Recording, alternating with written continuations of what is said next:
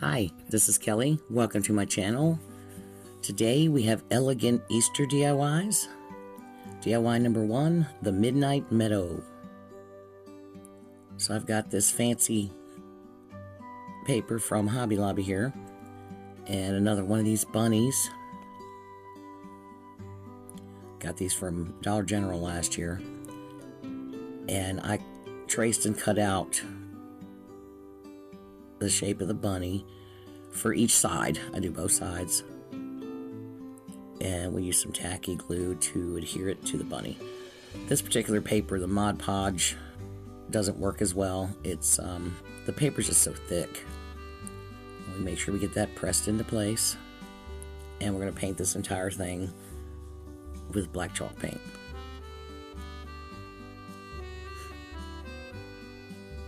Isn't that pretty? And then we're going to seal the entire thing with some Mod Podge. I wanted to give it, the matte Mod Podge doesn't really come out matte, but it doesn't come out glossy either. I would say maybe a satin looking finish. We've had some weather and it's hard to get out and use my clear coat sprays. So once that's all dry, I've got this metallic amethyst. It's a folk art metallic. And we're going to dry brush this entire bunny, do the edges of course, and then pick up all that beautiful texture detail on that paper. This is a Dollar Tree candlestick and a terracotta tray that goes underneath the pots for your plants. And I'd already cemented them together to make this pedestal before and painted it sandstone, so we're just going to repaint it black. And I've got that large Jenga block also painted black, and I'm going to add some E6000 on both ends and a little bit of hot glue in the center to instantly hold it in place and allow that other glue to set. And I put that in the center, and I put it where one end is a little closer to the end than the other, because the way the bunny's shaped, I want the bunny to be centered from nose to tail. And I do the same with the bunny, a little E6000 and hot glue on the bottom, and place him on the Jenga block. That's just to raise him up out of the tray a little bit. So we're going to add some Spanish moss to fill it in, and some roses here in a bit. And that same metallic. Now I should have done this before I glued the bunny. Once I glued the bunny on, I'm like, uh-oh, I forgot to dry brush the purple on the stand, but that's okay. We get her done. Now these are some little foam roses that I got off of one of those rosette bears. I'd bought one thrifting a while back, but I found one in Family Dollar recently with the Valentines. And it had little pink flowers, but they take chalk paint very well. And I just put on a glove and paint them. So I just glued in some purple Spanish moss. And I've got some of these roses I've painted purple and some that are black. And I dry brushed some silver on the tips of the roses. You saw that a second ago. And I'm just going to glue them here and there, really onto the little Jenga block base I put in there. That's where I'm making contact, gluing the roses, instead of trying to glue them right to the moss, and it hiding that base a little better. And this one's just so easy and fun, and that's all there is to it. And this one is done. DIY number 2. Whisper of Spring. I got this little bitty shadow box sign at Dollar General last Halloween, and I'm taking my scraper tool here and removing all that paper, because sometimes the paper is adhered nicely, sometimes not so much, and I've had paint go right over top of it. I've had it bubble up, so if it's something that's easy to remove, I remove it.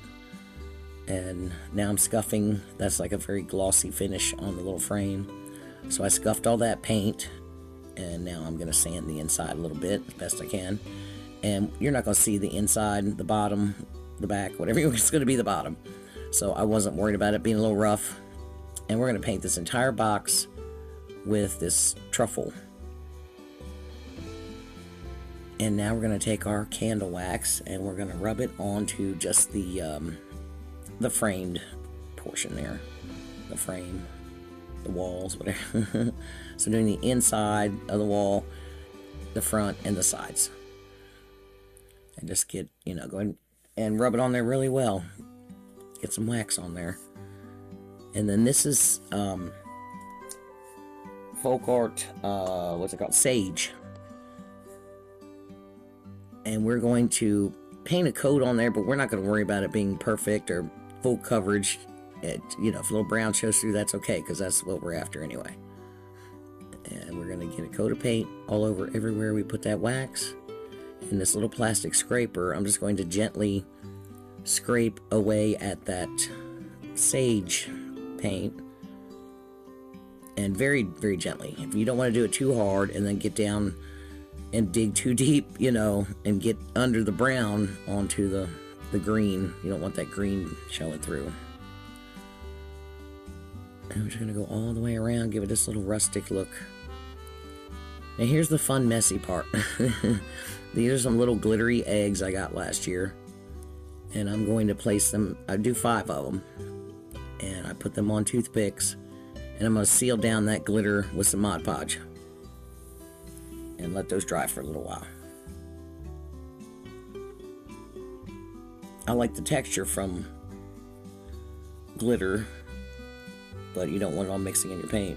But the texture's not going to show on these. You'll see. We're doing some flocking. So you see I've got a little jar of black flocking, and I put a coat of black paint. And you want to work kind of quickly because you want the paint to be wet.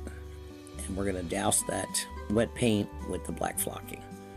And just keep turning the egg and adding and adding.